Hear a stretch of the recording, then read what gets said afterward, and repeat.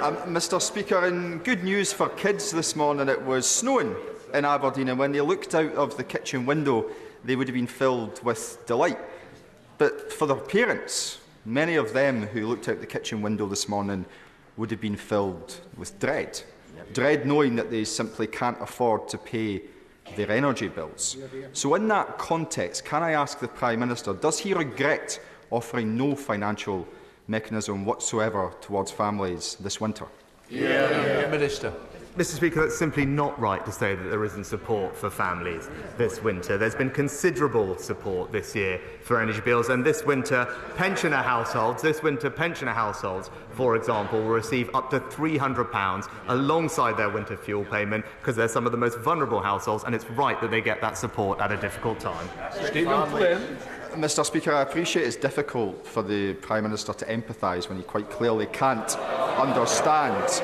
But to be clear to both him and indeed the whole House, this isn't a matter of energy production.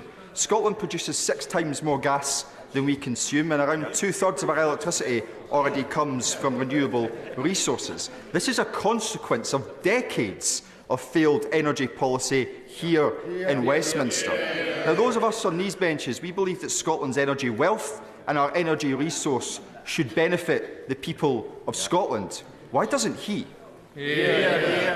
Mr Speaker, the entire energy grid infrastructure in this country is integrated, which brings benefits to people in every part of our United Kingdom. But when it comes to supporting people with energy bills, Mr Speaker, that's why earlier this year we increased benefits at the highest rate on record. It's why we've provided cost of living payments worth £900 on top of regular support. And it was right, Mr Speaker, not to wait till the last moment to give people that support. We gave it to them earlier this year so they would have the security they need going into winter. And as I said, on top of the money for pensioners, and when there are cold snaps, we have cold weather payments that kick in, and the Warm Homes discount providing an extra £150 to the most vulnerable households.